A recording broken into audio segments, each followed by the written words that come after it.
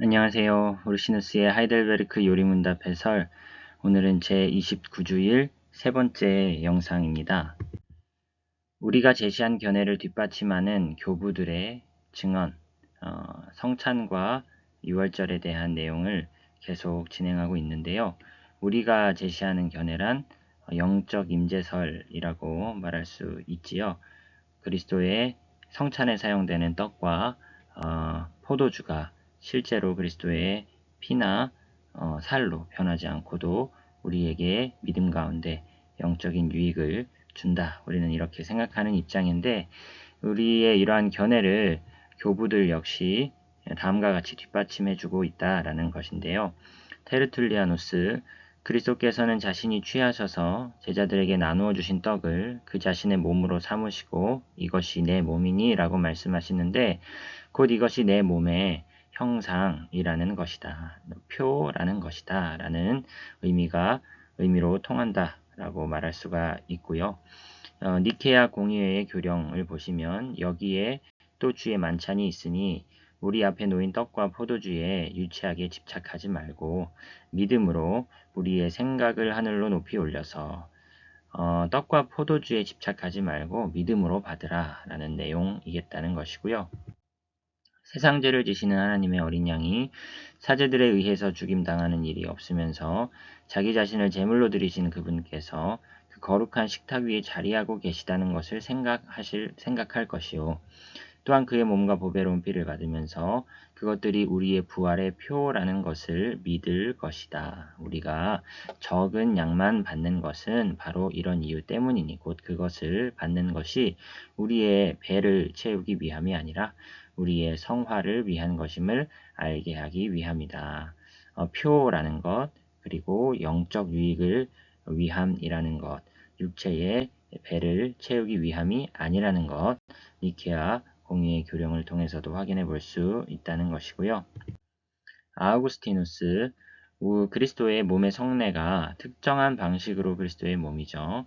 그리스도의 피의 성례가 특별한 방식으로 그의 피이듯이 믿음의 성례가 믿음이다. 본질적인 것은 믿음이라는 것이고요. 성례적인 용법 안에서 그 표가 그 나타내는 바를 대신하여 이렇게 칭해지는 것인데, 믿음의 성례라고 했을 때 우리가 주목해야 할 것은 믿음이다 라고 말할 수 있겠습니다. 테오도레투스, 우리 구주께서는 표와 또한 그것이 나타내는 것들의 명칭들을 바꾸셔서 표에게 속하는 명칭과 똑같은 명칭을 그의 몸에 주셨고 그의 몸에게 속하는 명칭과 똑같은 명칭을 표에게 주셨다. 이런 신적인 신비들을 깨닫게 된 자들에게는 이렇게 명칭을 교호적으로 사용하는 이유가 있는데요.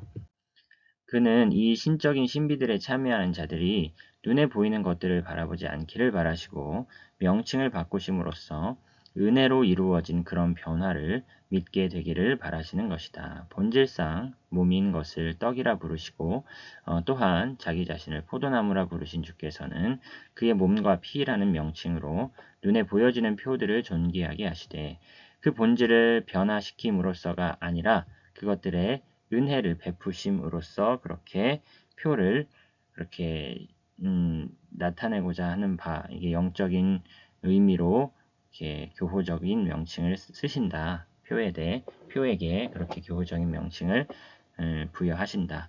라고 이렇게 말할 수 있겠습니다. 은혜를 베푸심으로써, 본질을 변화시킴으로써가 아니라 그들은 이것은 내 몸이니 이 잔은 내 피로 세우는 새 언약이니 라는 말씀을 떡과 포도주 위에다 반복하는 성별의 행위 혹은 힘을 통하여 떡과 포도주의 본질이 그리스도의 몸과 피로 변화하거나 바뀜으로 형체와 부수적인 요소, 즉 외양, 냄새, 맛, 무게 등 부수적인 요소만 떡과 포도주로 남아있고 그 외에는 다 변한다고 생각한다. 지금 화채설에 대한 설명이죠.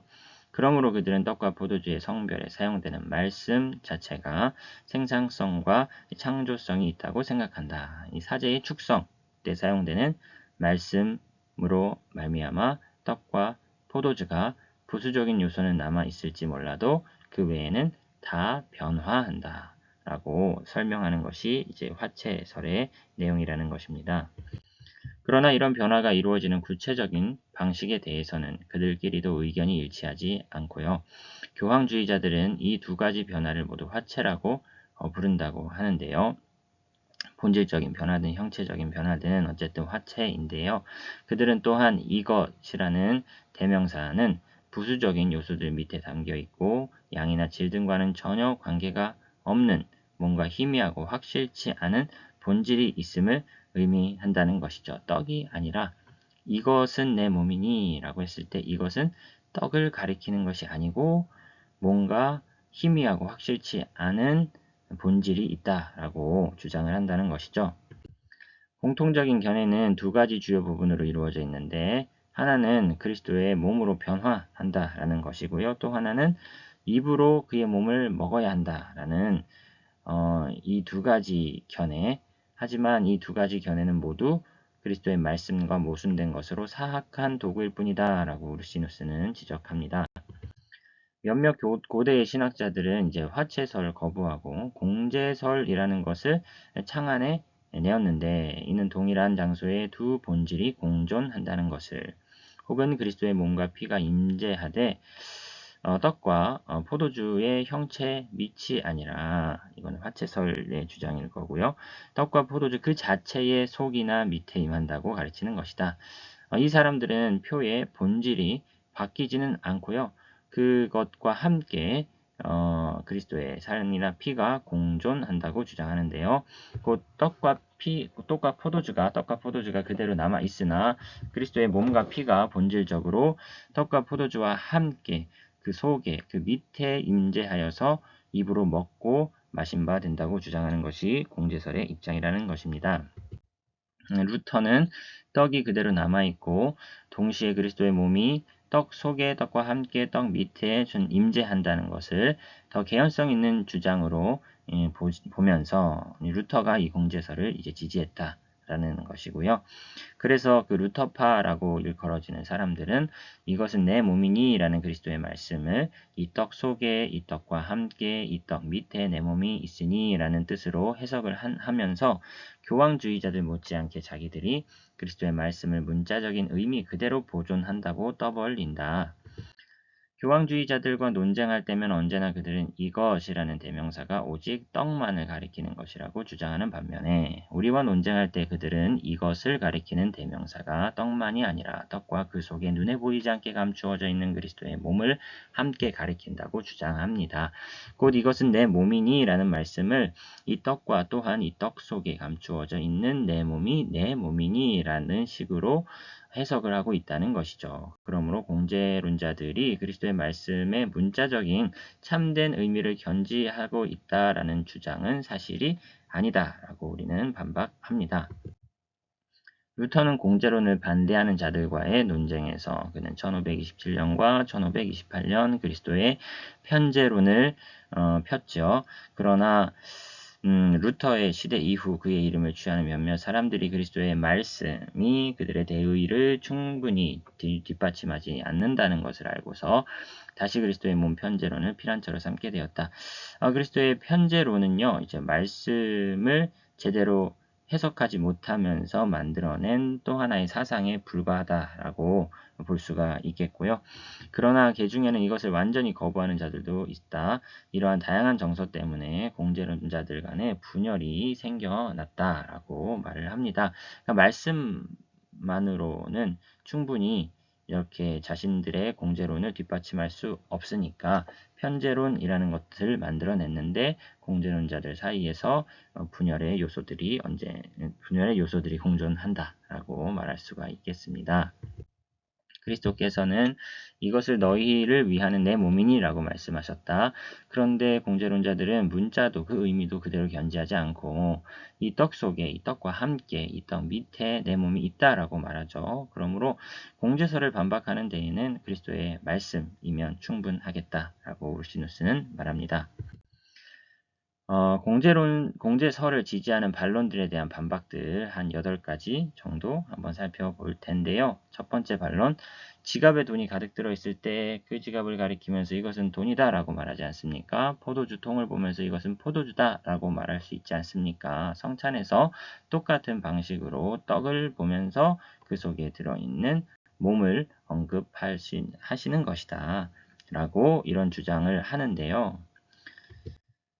그리스도께서 이것은 내 몸이니 라고 말씀하실 때에 그리스도의 몸이 떡 속에 감추어져 있다라는 것은 이것은 돈이다, 이것은 포도주다 라고 말할 때에 돈이 지갑 속에 있고 포도주가 포도주통에 있는 것처럼 분명한 것이 아니죠. 그냥 공제자들의 이해에 입증된 것도 아니고 막연히 그럴 것이다 라고 상상하면서 들어있는지 들어있지 않은지 확실하지 않은 채로 이것은 돈이다 라고 말하면 안 된다는 것이죠. 그리스도의 몸은 어디에 있습니까? 첫 성찬 시에는 그리스도의 몸이 떡 속에 감추어져 있던 것이 아니고 식탁에 앉아 계셨고, 지금은 그리스도의 몸은 하늘에 계시며 후에 산자와 죽은 자를 심판하러 오실 때까지 그대로 거기에 남아 있으리라는 것을 우리는 분명히 단언할 수 있지요. 그리스도의 편제론, 그리스도의 인성을 거부하는 사상이 될 수 있기 때문에 우리는 그 편제론을 받아들일 수 없다라는 것이고요. 반론 두 번째, 그리스도께서는 이것은 내 몸이니 라고 말씀하셨다. 그리스도는 참되시다. 그러므로 우리는 모든 철학적인 미묘한 논리들을 다 접어두고 믿어야 합니다. 말씀을 단순하게 문자적으로 이해해야 합니다. 하지만 그렇다고 해서 그리스도의 말씀을 문자적으로 직설적으로만 이해해야 합니까? 그렇지 않죠. 그리스도는 참되시죠. 진리 자체이시죠. 비유적으로 말씀하실 때에도 얼마든지 참된 것을 말씀하실 수 있으신 분이십니다. 그리스도는 전능하시다. 우리가 그리스도의 전능함을 부정하는 게 아닙니다. 문제는 그리스도께서 무엇을 하실 수 있느냐를 논하고 있는 것이 아니고요. 정말 그리스도께서 그 일을 의도하셨느냐라는 것입니다. 그 떡 속에 그리스도의 몸이 공존할 수 있도록 그리스도께서 기적을 베푸시지 않았다. 못하셔서가 아니라 그렇게 하지 않으셨다라고 우리는 말씀하는 거고요. 반론 네 번째, 그리스도의 말씀은 바꿀 수 없다. 문자 그대로 받아들이고 대치시키지 말아라. 네, 그리스도의 말씀 바꾸지 맙시다.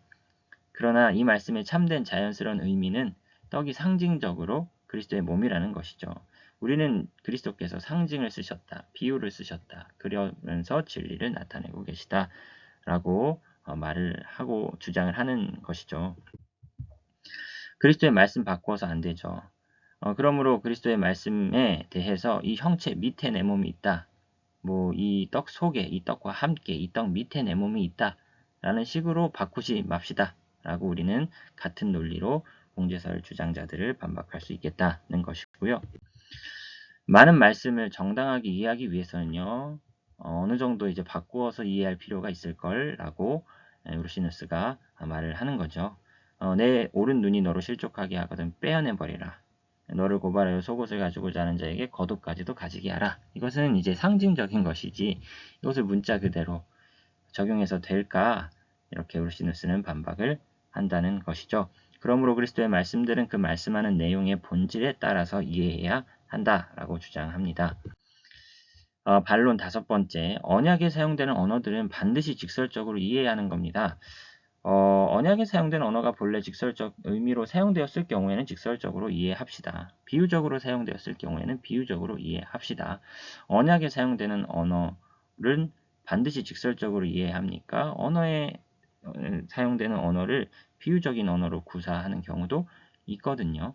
언약 당사자들의 의도와 뜻이 무엇인지를 헤아려 정말 그 의도가 무엇인지, 그 언약을 제정한 작성자의 의도가 무엇인지를 우리는 파악하면서 그 언어가 비유적인지 문자적인지 분별해야 한다라고 우리는 말할 수 있겠습니다.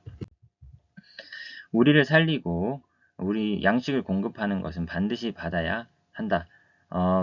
그리스도의 몸과 피는 우리를 살리고 양식을 공급해준다. 그러므로 그것들을 반드시 받아야 한다. 즉 이제 입으로 먹는 문제에 대해서 반드시 입으로 먹어야 된다. 라고 주장을 하곤 하는데 보통의 떡의 경우처럼 몸에 들어옴으로써 자연적으로 우리를 살리고 양분을 제공하는 것은 물론 입으로 먹지 않으면 영양분을 제공할 수 없고 힘을 갖게 할 수 없겠죠. 그러나 영혼의 양식이 되는 문제는 다르다. 영적인 문제다라고 우리는 접근을 하고 있는 것이고요. 그러니까 반드시 입으로 먹는 것이 필요하지 않다. 영적인 것이다. 라고 우리는 주장을 합니다. 그리스도의 몸과 피가 우리에게 양식이 되는 방식은 그것은 첫째로 그리스도의 공로와 관계가 있고요. 둘째로는 그리스도의 몸과 피의 공로를 참 믿음으로 받을 때에 우리가 살림을 얻고 양식을 얻게 된다는 것이고요. 셋째로 그리스도에게와 마찬가지로 우리에게도 동일하게 역사하시는 그 동일하신 성령으로 말미암아 우리가 그에게 연합될 때에 그리스도의 몸과 피로 말미암아 살리심을 받는 것이지, 이러한 영적인 이유로 그 양식이 우리에게 유익이 되는 것이지 꼭 입으로 먹었기 때문에 유익이 되고 말고가 결정되는 것은 아니다라는 것이죠. 우리의 영혼은 물론 우리의 몸도 영생에 이르기까지 그리스도의 몸과 피로써 양식을 공급받는다. 그러므로 우리의 영혼은 물론 몸도 먹고 마셔야 한다. 그러므로 지금 우리의 몸이 입으로 먹고 마신다. 자꾸 입으로 먹고 마셔야만 한다라고 주장을 하는데 같은 답변을 드릴 수 있을 것 같습니다. 영적인 양식이 있고요.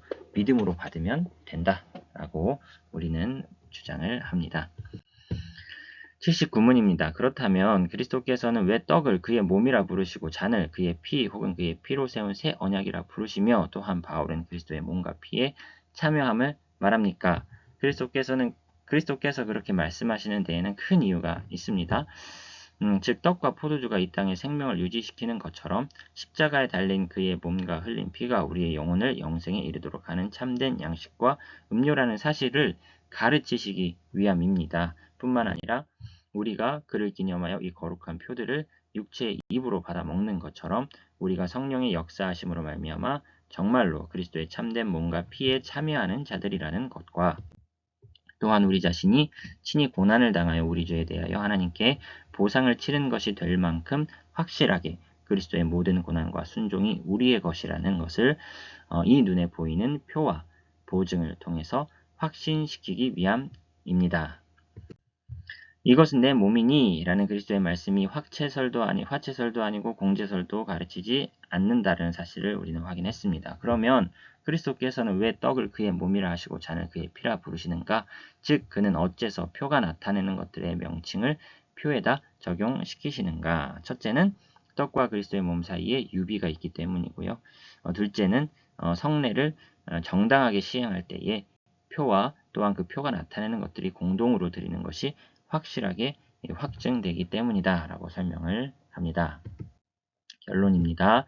주님의 말씀을 문자 그대로 받아들이는 것만이 능사가 아닙니다. 주님께서는 비유를 통해서라도 진리를 전달하실 수 있음을 알아야 합니다. 성찬의 먹음은 육체를 위함이 아니요 영혼을 위한 것입니다. 영적으로 교제를 누리는 것이죠. 주님께서 표를 그 나타내는 바로 칭하시는 이유는 둘 사이의 유비관계 때문이기도 하거니와 우리에게 그리스도의 대속함을 확실하게 확증토록 하기 위함입니다. 30주일에서도 계속 성찬과 유월절에 대한 이야기가 나올 텐데 아마 성찬과 유월절에 대한 내용을 다루는 마지막 주일이 될 것 같습니다. 오늘은 여기까지 하겠습니다. 오늘도 수고 많으셨습니다.